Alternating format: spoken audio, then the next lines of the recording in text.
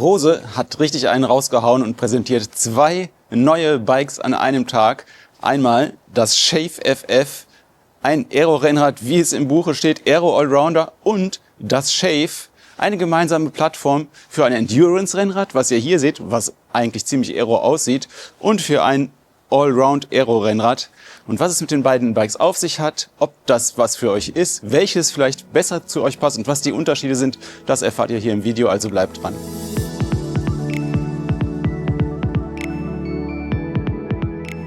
Ja, das Shave FF hier sieht schon richtig nach Knallen aus und dazu ist es auch gemacht. All-Out-Aero-Rennrad, aber auch Allround-Aero-Rennrad, leichter geworden als das Rose X-Lite, dessen Nachfolger es ist, und auch aerodynamischer geworden, spart 10 Watt im Windkanal nach Tourtest und liegt damit bei 205 Watt, gleich auf mit sehr vielen spitzen Aero-Rennrädern. Auf der anderen Seite das ganz normale Shave, sieht auch Aero aus, ist aber der Nachfolger des Rose Reveal und das kennt ihr als eigentlich richtig klassisches Endurance-Rennrad. Ist auch ein Endurance-Rennrad, auch von der Geometrie her, und hat aber die gleichen Aeroformen an der Front wie das Rose Shave FF. Rose führt damit sozusagen den Ansatz fort, den sie auch mit dem Backroad eingeführt haben. Auf der einen Seite ein Gravelbike für Bikepacking, für Touren, auf der anderen Seite das Backroad FF, gleiches Kürzel für Fast Forward, für schnellen Einsatz, für Rennen, krass auf Kompetition ausgelegt. Beide Bikes wurden zusammen entwickelt, 3 Jahre Entwicklungszeit für beide Plattformen, und ich stelle sie euch jetzt einfach mal im Schnelldurchlauf kurz einzeln vor. Fangen wir an mit dem Shave FF. Erstmal wichtig zu wissen, da gibt es 2 Rahmenmaterialien, einmal ein superleichtes Carbonmaterial, wie man das auch zum Beispiel vom Specialized S-Works kennt, und einmal ein normal leichtes Carbonmaterial. Das superleichte heißt dann Shave FFX und das habt ihr vielleicht schon gesehen, denn es ist super auffällig in der Teamlackierung mit den Rose Rockets unterwegs, Unibet Rose Rockets genauer gesagt, und Dylan Groenewegen hat darauf schon eine Sprintetappe gewonnen, also das war schon in Social Media auf allen Kanälen zu sehen. Richtig populär das Rad. Die Teamlackierung, muss ich euch gleich enttäuschen, gibt's allerdings nicht. Dafür gibt's diese auffällige Lackierung und noch 3 andere Lackierungen, zum Beispiel auch in Silber. Und Rose hat wirklich das Logo nur vorne am Steuerrohr angebracht und ansonsten ist das Rad ziemlich clean, was mir auch richtig gut gefällt. Technisch ist das Rad auch super interessant. 6,6 Kilo wiegt es in der leichtesten Variante als Shave FFX. Außerdem, wie gesagt, 205 Watt im Windkanal nach Tourtest. Sehr viele Hersteller gehen ja jetzt in den Tour-Windkanal und geben immer diese Werte an. Ich finde es gut, denn das ist vergleichbar. Also 205 Watt und da liegt das so auf einer Höhe mit richtigen Aero-Rennrädern. Aber wie gesagt, soll ein Aero-Allrounder sein und 6,6 Kilo in der leichtesten Version ist ja auch nicht fahrbereit unter UCI-Gewichtslimit. Klar, dass der Rahmen vollkommen neu entwickelt wurde dazu. Außerdem wurde das Cockpit neu entwickelt. Das Cockpit in beiden Rädern übrigens in unterschiedlichen Breiten dabei. Hier schmaler, dort breiter, dazu später noch was. Neu ist natürlich auch die Sattelstütze, der ganze Rahmen ist neu. Auch hier wieder ein interessanter Ansatz. Hier mit Zero Setback, hier mit 20 mm Setback, also gleich auch wieder hier für eine aggressive Sitzposition, hier für eine etwas weniger aggressive Sitzposition. Auch dazu sage ich gleich noch mal was. Dann was noch? 740 Gramm wiegt der Rahmen jetzt in der leichtesten Variante, der FFX-Variante. Das sind ungefähr 50 Gramm weniger als der Rose X-Lite Vorgänger vorher wog, also nochmal eine ordentliche Gewichtsersparnis. Neu sind außerdem die Laufräder, die ihr hier am Shave FF seht, vollkommen neu entwickelt mit CFD-Design und dadurch nochmal windschnittiger als die Vorgängermodelle RC60, die ihr vielleicht kennt, aber mit 55 mm auch wirklich stark aero optimiert, also ein sehr hohes Felgenprofil. Rose hat dabei besonderen Wert auf eine geringere Seitenwindanfälligkeit gelegt und die soll gegenüber dem RC60 um 50% reduziert worden sein. Gewichte liegen unter 1400 Gramm für den RC55 Laufradsatz und unter 1300 Gramm für den RC55 CC Laufradsatz. Das ist nochmal eine leichtere Version für das FFX-Modell, für das Race-Modell also, und die kommt mit Carbonspeichen. Und dadurch wird eben nochmal rund 80 Gramm Gewicht gegenüber dem anderen Modell gespart. Ganz interessant, noch ein kurzer Blick auf die Aero-Entwicklung überhaupt.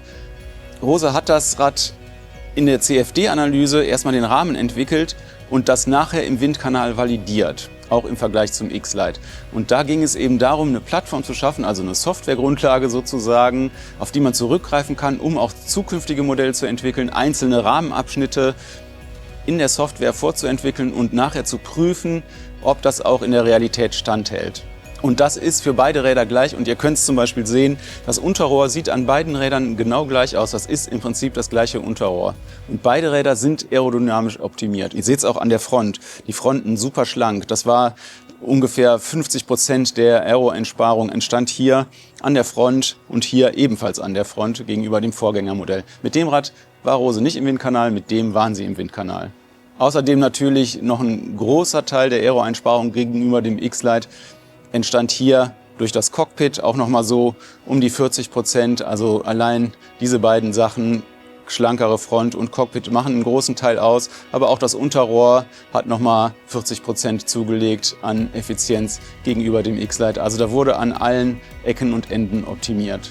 Und bei den Laufrädern vielleicht auch nochmal ein spannender Fakt, die sind außen mit 31 mm vorne und hinten 30 mm ungefähr. Optimiert für breite Reifen, montiert sind auch 28 mm breite Reifen und Rose war mit den Laufrädern im Windkanal und Tour baut ja immer verschiedene Laufradsätze ein und wird dann auch ein SIP 404 Laufradsatz eingebaut, der eine höhere Felge hat. Mit einem schmaleren Reifen wird er als Referenzlaufradsatz eingebaut und gegenüber diesem SIP 404 Laufradsatz haben diese neuen Rose RC50 Laufräder nur ein Watt Nachteil von 1 Watt und das ist viel, sagt Rose, denn die SIP-Laufräder gelten so gemeinhin als Referenz und haben auch eine höhere Felge und entsprechend auch eine höhere Seitenwindanfälligkeit. Und damit zum Shave, was ihr hier rechts neben mir seht. Und ihr seht schon, der Lenker ist höher, aber ich will jetzt erstmal kurz auf die Eigenheiten des Rades eingehen. Also aerodynamisch optimiert, genauso wie das Shave FF an der Front, profitiert von der gleichen Rohrformentwicklung, hat auch die gleiche D-förmige Sattelstütze, eben nur mit Setback, hat auch das gleiche Cockpit, eben nur in breiter. Und hier mein Testrad mit Shimano 105 Di2 hat andere Laufräder, keine Aero-Laufräder an Bord, sondern hier Aluminiumlaufräder an Bord mit allerdings breiteren Reifen, nämlich hier 32 mm breite Reifen versus 28 mm hier. Rose nennt das Konzept, nachdem dieses Rad aufgebaut ist, das Endurance-Rennrad Ergo-Konzept, also aerodynamisch und ergonomisch für lange Touren, lange Tage im Sattel. Und damit machen wir weiter mit den wichtigsten Unterschieden zwischen diesen beiden Rädern. Gucken wir erstmal auf die Papierform und da natürlich auf die Gewichte. Und da fange ich jetzt mal an mit der Gewichtszulassung, denn die ist auch unterschiedlich, interessanterweise. Competition auf dieser Seite, 110 Kilo dürfen Radfahrer und Gepäck maximal zusammen wiegen. Das ist also auch bei der Gewichtszulassung deutlich wettbewerbsorientiert. Dagegen sind es hier 120 Kilo. Das ist noch nicht richtig viel, wenn ihr damit wirklich Bikepacking-Touren machen wollt, was das kann, denn es hat eine Reifenfreiheit von 36 mm, wie das auch. Also 36 mm Reifenfreiheit. Da könnt ihr auch diese neueren Allroad-Reifen mit 35 mm, wie wir letztens eingetestet haben, mitfahren. Natürlich gibt's bei den Gewichten auch einen Unterschied. 6,6 Kilo könnt ihr hier haben in der leichtesten Version mit dem Shave FFX, mit Dura-Ace Di2 oder Red Axis für 8.000 €. Aber hier geht es erst los bei 7,7 Kilo, was immer noch ein sehr guter Wert ist, mit Force Axis 2x12 Gruppe. Und der Preis liegt dann bei 5.200 € für das Topmodell mit Force Axis 2x12 Gruppe. Reifenfreiheit übrigens bei beiden Bikes 36 mm. Schauen wir uns noch schnell die Ausstattungen, die es von beiden Rädern gibt, insgesamt an. Los geht's beim Shave ohne FF mit dem Testrad, was hier vor mir steht, mit 105 Di2 für 3.600 €. Das ist ein fairer Preis und ja, finde ich wirklich auch eine gelungene Ansage. Rad wiegt, wie es hier steht, sowohl der Herstellerangabe nach als auch an unserer Waage 8,3 Kilo, auch gewogen. Nächste Stufe ist das Shave mit Rival Axis. Das kostet 3.800 € und wiegt genau das gleiche. Und wieder danach kommt das Modell mit Ultegra Di2, das wiegt 7,8 Kilo und kostet 5.000 €. Und danach dann als Topmodell das Modell mit Force Axis, das wiegt 7,7 Kilo und kostet 5.200 €. Die beiden Topmodelle mit Ultegra Di2 und Force Axis haben übrigens auch Newman Advanced A50 Carbonlaufräder bereits an Bord. Hier nur die Alulaufräder. Ansonsten bei allen Modellen Gleich immer schon das Cockpit dabei, die Sattelstütze dabei, also wirklich ein komplettes Paket, was ihr hier schon zum Einstiegspreis bekommt. In Sachen Übersetzung, und das ist auch nochmal ein wichtiger Unterschied zum Shave FF, habt ihr hier immer eine bergtaugliche Übersetzung dran. Das heißt vorne entweder eine Shimano Kompaktkurbel mit 50-34 oder bei den SRAM Axis Gruppen entweder eine 46-33 Kurbel mit einer 10-33 Kassette in der Force-Variante oder mit einer 10-36 Kassette in der Rival-Variante, also nochmal eine richtig leichte Abstufung, damit ihr damit auch am Ende von einer 120 Kilometer langen Trainingsrunde mit Bikepacking-Taschen auch noch einen Berg hochkommen könnt, der auch mal 20% haben kann. Und das geht wirklich. Das Shave FF deutlich radikaler ausgestattet und das merkt man auch am Preis, denn da geht's erst los bei 5.600 € für das Rad mit Ultegra Di2 2x12 Gruppe. Und das merkt man auch an der Übersetzung, denn da ist dann gleich ein 52-36 Kurbel dran mit einer 11-34 Kurbel gepaart. Also genau das Gleiche, was auch die Profis fahren, wie wir bei der Tour de France gesehen haben. Die fahren vielleicht sogar noch größere Kettenblätter, aber hinten die große Kassette und vorne die richtig großen Blätter. Und das nächste Modell, das ist dann schon das Testrad mit SRAM Force Axis 2x12 Gruppe, 50-37 Kurbel vorne und 11-33 Kassette hinten, den Carbonlaufrädern, über die wir ja schon geredet haben, und natürlich dem immer gleichen Rahmenset. Das ist immer gleich. Das leichteste Rahmenset gibt's dann beim Shave FFX und da geht's los mit Shimano Dura Ace Di2 für 8.000 €, was wirklich ein okayer Preis ist, wenn man das mal mit anderen ähnlich angesiedelten Rädern vergleicht. Und für etwas mehr, nämlich für genau 8.500 €, gibt's das Modell mit SRAM Red Axis 2x12 Gruppe. Übersetzung ist genauso wie bei den beiden anderen Modellen. Aber hier sind dann eben auch die super leichten RC55 CC Laufräder an Bord mit den Carbonspeichen. Ja, vielleicht noch ein spannendes Detail zum Cockpit. Rose hat hier mehr auf Robustheit und Ergonomie geachtet als auf super Leichtgewicht. Das Rad ist übrigens mit 1,5-fachem ISO bzw. EN Standard getestet, also deutlich über den Prüfnormen getestet, in Deutschland getestet, bei einem deutschen Prüfinstitut. Und das Cockpit wiegt 370 Gramm und ihr seht schon an dieser Gewichtsangabe, dass da doch mehr aufs Gewicht geachtet wurde. Bei beiden Rädern wurde auch auf die Steifigkeit geachtet. Die ist entweder ungefähr gleich geblieben, teilweise im Tretlager ein ganz kleines bisschen verringert gegenüber dem Vorgänger und am Lenkkopf ein bisschen steifer geworden. Auch die Gabel mit einer höheren Bremssteifigkeit, was auch für eine solidere Carbon-Konstruktion der Gabel spricht. Jonas Tenbruck, der Produktmanager bei Rose, hat mir gesagt, dass sie da besonderen Wert drauf gelegt haben, dass die Räder sicher sind, um wirklich da auf der sicheren Seite zu sein. Ja, und damit sind wir eigentlich schon beim allerwichtigsten Unterschied zwischen diesen beiden Rädern und das ist die Geometrie. Das ist eigentlich der echte Clou an der Sache, denn ihr habt sozusagen zwei Aero-Rennräder mit einer unterschiedlichen Geometrie, die auch noch, und dazu komme ich jetzt, an der Front relativ gleich sind. Also ihr habt hier an diesem Rad, was ich getestet habe, Rahmengröße ML, eine Überhöhung von 12 cm in meiner Sattelhöhe. Das heißt, ja, das ist eine richtig ordentliche Überhöhung, die fahre ich sonst nicht. Also da bin ich nicht so sportlich unterwegs. Und an diesem Rad, auch in der ML, habe ich in meiner Sattelhöhe von 76 cm eine Überhöhung von 8,5 cm. Beide Räder übrigens ohne Spacer. Und daran könnt ihr was anderes auch schon sehen.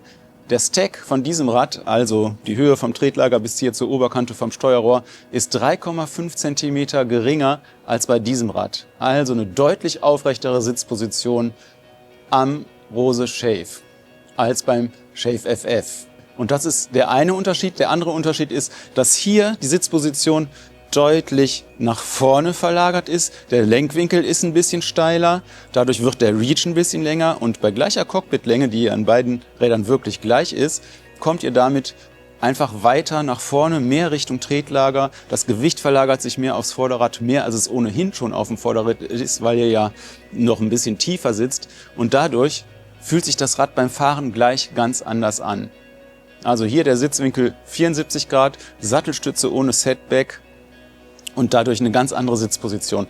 Und hier Sitzwinkel nicht ganz so steil, 73, noch was Grad. Dazu eine Sattelstütze mit Setback. Das Cockpit ist ein bisschen breiter und das resultiert dann in einer insgesamt viel aufgerichteteren Sitzposition. Aber, und das ist der Punkt, noch nicht so aufgerichtet wie bei einem reinrassigen Allroad Endurance Rennrad. Allroad ja die neue Bezeichnung dafür, wo der Lenker oft noch deutlich höher ist. Unterm Strich kann man sagen, ihr bekommt hier und hier ungefähr die gleiche Radbasis. Hier sind die Kettenstreben noch ein kleines bisschen länger, aber ansonsten wirklich fast identische Radbasis mit einer anderen Sitzposition oben.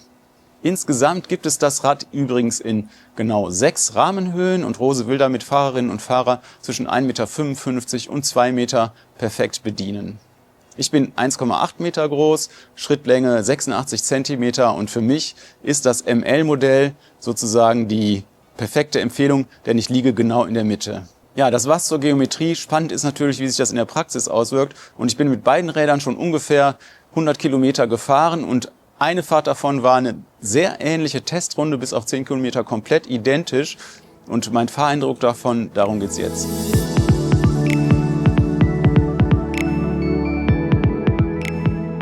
Ja, ihr seht's, das Fahren mit beiden Rädern hat mir richtig Spaß gemacht und ich betone das wirklich mit beiden Rädern. Aber sie haben wirklich einen komplett unterschiedlichen Charakter, besonders in dieser Testradausstattung. Hier ja wirklich ein schwereres Modell und hier ein ziemlich leichtes Modell. 7,1 Kilo gewogen an unserer Waage, also nur 300 Gramm über UCI-Limit mit Flaschenhaltern wohlgemerkt. Also schon ziemlich leicht in der Einstiegsvariante, kann man ja fast schon sagen. Und das merke ich auch direkt beim Losfahren. Sowohl die Sitzposition als auch das geringere Gewicht, als auch diesen anderen Laufradsound spürt man direkt. Man setzt sich drauf, sitzt ganz nach vorne, macht die ersten Tritte und das Rad geht einfach nur nach vorne. Es will nach vorne und es geht nach vorne. Also wenn man ein bisschen nach vorne sitzt, dann hat man auch das Gefühl, dass man immer schneller nach vorne will. Ja, wenn man so ein Rad noch nicht gefahren ist, kann man es schlecht beurteilen, aber wenn man umsteigt von diesem Rad auf dieses Rad, merkt man es ganz besonders. Allein die nach vorne rotierte Sitzposition macht schon, dass das Fahrgefühl ein ganz anderes ist, dass man auch wirklich schneller fahren will, als mit einem Rad, wo man ein bisschen weiter hinten sitzt. Das ist das eine. Also super starker Antritt. Hier genauso, aber mit diesen schweren Laufrädern, wirklich im Vergleich zu diesen Laufrädern, schweren Laufrädern, merkt man auch schon im Antritt einen Unterschied. Dann merkt man natürlich auch mit diesen Continental Grand Prix TR-Reifen, hier mit Schläuchen eingesetzt, auch einen deutlichen Unterschied beim Rollen. Und natürlich auch in der Sitzposition. Während dieses Rad es einem wirklich leicht macht, schnell zu fahren, fühlt man sich hier im direkten Vergleich immer ein bisschen ausgebremst. Aber, und das gebe ich jetzt auch noch mal zu bedenken, ich habe auf diesem Endurance-Rennrad die gleiche Sitzposition wie auf meinem Canyon Air Road, was ich privat fahre, mit der maximalen Anzahl Spacern. Das heißt, es ist immer noch ein sportliches Endurance-Rennrad. Wie geht es weiter? Hier ist direkt auf der Teststrecke so eine Kopfsteinpflaster-Passage und da geht es dann eben um den Komfort. Und der Komfort, das war so ein bisschen eine Überraschung für mich, weil damit hatte ich absolut nicht gerechnet. Der Komfort ist bei beiden Rädern relativ ähnlich. Ich würde sogar fast gefühlt sagen, bei diesem Rad ein bisschen höher, obwohl es ja deutlich schmalere Reifen hat, 4 mm schmalere Reifen. Aber A, wirken diese Schwalbe Pro One Aero Reifen, die ja eben aerodynamisch optimiert sind, um den Luftstrom noch mal ein bisschen besser an die Felgen anzuleiten, wirken die ein bisschen weicher, ein bisschen nachgiebiger. Also Souplesse nennt Schwalbe das ja selber. Ich würde es einfach mal sagen, als tasten sie den Untergrund noch ein bisschen besser ab. Dagegen wirken die Continental Grand Prix eher ein bisschen hölzern, sage ich mal. Obwohl wir wirklich die Reifen mit dem genau ausgerechneten Luftdruck befüllt haben, wie für die Reifengröße vorgesehen. Also das mit dem Luftdruckrechner von SRAM in dem Fall ausgerechnet haben für mein Fahrergewicht. Ja, das muss also im Wesentlichen an den Reifen liegen, denn die Sattelstütze und der Rahmen sind ja im Prinzip bei beiden Rädern ähnlich. Eine andere Möglichkeit ist natürlich, dass der unterschiedliche Komforteindruck am Sattel liegt und dieser hier einfach besser performt, weil der ein Stück weiter zurückgesetzt ist aufgrund der Sattelstütze ohne Setback. Und hier habe ich den Sattel deutlich weiter nach vorne schieben müssen, um eben meine gewohnte Sitzposition zu erreichen. Und ihr könnt das natürlich dann auch nachträglich ändern, wenn ihr hier eine Sattelstütze ohne Setback einbaut, sodass der Sattel selber mehr federn kann. Weiter geht's mit Tempobolzen auf der Geraden. Also wir haben hier eine Teststrecke, wo es erstmal so leicht ansteigend berghoch geht und dann gibt's einen Abschnitt, wo es wirklich schnell bergab, aber flach bergab geht, über mehrere Kilometer, wo man dann mit einer relativ geringen Leistung, aber trotzdem 45 km/h im Schnitt fahren kann. Und das ist dann wiederum eine Stelle, wo auch schon mal Wind so von der Seite reinkommen kann, bei so typischen Windlagen hier.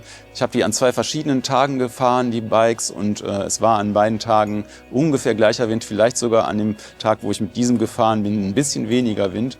Und auf diesem schnellen Stück, für Eingeweihte heißt Wodantal, wenn ich da unterwegs bin, habe ich ungefähr, sagen wir mal, wirklich roundabout versucht, mit beiden Rädern um die 200 Watt zu treten. Konstant, relativ konstant, und am Ende mal geguckt, wie schnell ich unterwegs war. Kann man wirklich nicht direkt vergleichen, also bis auf die Watt genau, und darum geht's auch gar nicht, sondern einfach mal, um so eine Idee zu bekommen, wie da die Unterschiede sind. Und wie gesagt, an dem Tag, wo mehr Wind war, war ich mit diesem unterwegs, und erstens konnte man, obwohl die Laufräder Seitenwind optimiert sind, natürlich Lenkeinflüsse spüren, sowohl wenn jetzt mal Lücken in der Baumreihe sind und der Wind auf einmal reingreift ins Laufrad, merkt man schon, dass man da ein bisschen gegensteuern muss. Genauso wie wenn Autos vorbeifahren, merkt man auch, dass nach dem Auto das Rad in so ein kleines Loch fällt. Also man ist ständig dabei, so ein bisschen auszugleichen. Windgeschwindigkeiten um 30 km/h, würde ich sagen, waren das Seitenwind. Und das ist der eine Unterschied, das gibt's hier gar nicht. Das ist vielleicht für den einen oder anderen wichtig zu wissen. Das kommt hier einfach nicht vor, so eine Seitenwindanfälligkeit. Das Rad liegt einfach stabil in jeder Situation. Ja, und am Ende war ich mit dem Rad schneller unterwegs bei einer ähnlichen Wattleistung wie mit diesem Rad. Die Wattleistung, da kann ich mich nicht festlegen, weil das habe ich mit Wattmesspedalen getestet und das mit dem eingebauten einseitigen Leistungsmesser, also auch noch 2 verschiedene Leistungsmesser, 2 verschiedene Tage. Aber der Geschwindigkeitsunterschied war so groß und auch der gefühlte Geschwindigkeitsunterschied war so groß, dass ich sagen würde, wenn man schnell fahren will, dann ist man auf so einem Aero-Rennrad, einem so durchoptimierten Aero-Rennrad, auch gegenüber einem aero-optimierten Endurance-Rennrad, wirklich deutlich schneller unterwegs. Und was ist der Preis davon? Der Preis ist, dass man diese Sitzposition für mich mit 12 cm Überhöhung die ganze Zeit halten muss. Und das ist dann wiederum der nächste Unterschied. Nach dieser 50 Kilometer langen Testrunde war ich an diesem Rad hier vollkommen erschöpft. Es war auch ein bisschen kälter, das spielt da bestimmt auch noch mit rein. Aber ich war wirklich richtig erschöpft. Und hier habe ich noch 10 Kilometer dran gehängt, 60 Kilometern, ziemlich entspannt immer noch angekommen. Ebenfalls bei ungefähr vergleichbarer Wattleistung. Also das ist schon ein deutlicher Unterschied, und das ist auch das, was ich so als wichtigstes Fazit euch mit an die Hand geben muss zum Unterschied von diesen beiden Rädern. Das ist ein Rad, damit könnt ihr auf jeden Fall 100 Kilometer Touren, wenn ihr einigermaßen trainiert seid, entspannt fahren. Und es ist wirklich fühlbar, dass diese Sitzposition nicht so schwer zu halten ist. Diese 3 cm Unterschied machen sich extrem bemerkbar. Gleichzeitig ist es überhaupt kein gemütliches oder behäbiges Rad. Es ist ein super dynamisches Endurance-Rennrad. Mit diesen Laufrädern vielleicht nicht ganz so, wie es möglich wäre, aber die Laufräder könnt ihr als erstes tauschen und der Preis ist wirklich okay. Ja, und damit zu diesem Rad. Also, was ich schon gesagt habe, ist mir wirklich schwer gefallen, die Sitzposition lange zu halten auf diesem Rad. Und damit ist eigentlich auch schon sehr viel gesagt. Es ist wirklich ein Rad für Leute, die gerne schnell fahren. Wenn du gerne schnell fährst, dann ist das richtige Rad für dich. Also, und zwar schnell wie richtig schnell. Meistens über 30 km/h. Sehr gerne Group Rides, denn die Lenkung, dadurch, dass du ja mehr Gewicht auf dem Vorderrad hast, ist die Lenkung auch sicherer in so einer Gruppe. So eine Lenkung ist ein bisschen leichter, ja, und so eine Lenkung fühlt sich auch in der Gruppe besser kontrollierbar an. Also richtig Alarm, hier ist halt die ganze Zeit Alarm. Dieses Rad ist für Alarm. Und so fährt es auch. Also wenn ich damit in die Kurve gehe, dann macht das einfach vom ersten Moment an Spaß. Einfach das Gewicht auf dem Vorderrad, die ganze Ausbalanciertheit über dem Rad. Und ich würde sogar sagen, es ist eins der Räder, die mir in der letzten Zeit am meisten Spaß gemacht haben. Es ist wirklich eine sehr ausgewogene Geometrie, schön nach vorne verlagert, wie es mir sehr entgegenkommt. Und ich weiß, dass Harald das zum Beispiel auch sehr entgegenkommt. Aber gleichzeitig wirkt das ganze Rad sehr geerdet. Die Reifen tasten den Untergrund richtig schön ab. Es lässt sich leicht in Kurven legen, geht super exakt durch. Macht einfach Spaß, mit diesem Rad aktiv und schnell zu fahren. Aber, und da spreche ich jetzt erstmal von mir, ich kann diese Sitzposition jetzt nicht entspannt über 100 Kilometer fahren. Für mich ist das ein Rad für die schnelle Feierabendrunde mit dem lokalen Group Ride. Für mich persönlich. Es gibt sicherlich auch Leute, die das können, zum Beispiel Profis, aber auch sicherlich gut trainierte Hobbysportler, die mit so einem Rad auch sehr lange Distanzen schnell fahren können, aber für mich wäre es nichts. Und damit bin ich schon bei meinem ganz persönlichen Fazit, sage ich mal. Wenn ich kein Rennrad hätte, dann würde ich mir auf jeden Fall dieses Rad kaufen, denn damit kann ich auf jeden Fall alles, was man mit einem Rennrad machen will, machen. Ich kann damit Group Rides fahren, ich kann damit aber auch mal 150 Kilometer fahren, vielleicht auch mal 200 Kilometer fahren, ich kann auch mal Taschen dran machen. Es ist von der Sitzposition her darauf ausgelegt, alles zu können. Ein richtig cooles Allround-Rennrad. Auch die Übersetzung ist eigentlich viel universeller. Jetzt habe ich aber zum Beispiel schon, ich persönlich habe jetzt zum Beispiel schon ein Gravelbike und ich fahre eigentlich, wenn ich Rennrad fahre, am liebsten mit Gruppen und da auch am liebsten so schnell es geht und solange ich mit der Gruppe mithalten kann. Und dafür ist das Rad einfach besser. Es macht einfach mehr Spaß beim schnellen Fahren, auch wenn die Übersetzung mich hier manchmal an Grenzen bringt, aber dann gehe ich lieber in den Wiegetritt und versuche mal schnell drüber zu gehen, auch über meine eigene Grenze. Also das wäre mein Spaßrad und da ich ja schon ein Gravelbike habe und das für die langen Touren nehmen würde und auch mal für eine lange, schnelle Tour ohne Gepäck, würde ich einfach das für die schnellen Group Rides nehmen und wenn ich auch mal einfach selber schnell fahren will und richtig Spaß in den Kurven haben will oder in den Anstiegen, dann würde ich das nehmen. Und wenn ich nur ein Rennrad mir aussuchen müsste, dann würde ich persönlich dieses nehmen. Insgesamt muss man sagen, dass Rose mit beiden Rädern wirklich einen Fall eingeschlagen hat. Sowohl was den Preis angeht, sehr attraktiv ist, als auch was die Ausstattungspakete angeht, ziemlich viel richtig macht. Um nur noch mal ein Beispiel zu nennen, einfach ist an allen Bikes ein Powermeter bereits ab Werk an Bord. Hier immer ein einseitiger, hier immer ein beidseitiger Powermeter. Und das ist schon eine klare Ansage an den Markt. Und 8.000 €, das ist für dieses Rad, was tatsächlich de facto genauso leicht ist wie ein anderes Rad, was vielleicht 12.000 € kostet und nach Windkanalmessungen auch genauso schnell ist und sich auch genauso schnell anfühlt und vielleicht sogar noch ein bisschen geerdeter als manche andere Aero-Rennräder, mit denen ich schon gefahren bin. Also wirklich eine Ansage. Und hier auch der Komfort auf einem sehr guten Niveau, auch besser als bei anderen Aero-Rennrädern, die ich persönlich schon gefahren bin. Also meinem ersten Eindruck nach hat Rose hier an sehr vielen Stellen sehr viel richtig gemacht. Das war's. Ich hoffe, das Video hat euch gefallen. Ihr habt ein paar Empfehlungen mitnehmen können. Wenn euch das Video gefallen hat, lasst mir gerne einen Daumen da, abonniert gerne auch unseren Kanal und schaut euch auch die Einzeltests zu beiden Rennrädern an, die es auf Rennrad News gibt. Da ist es weniger ein Vergleich, sondern zu jedem Rad ein einzelner Test. Bis zum nächsten Mal. Eins habe ich noch, Schutzbleche kann man am Shave nicht montieren. Das ist ein bisschen schade für ein Endurance-Rennrad, denn es gibt ja auch mal Tage, wo es regnet, so wie leider heute.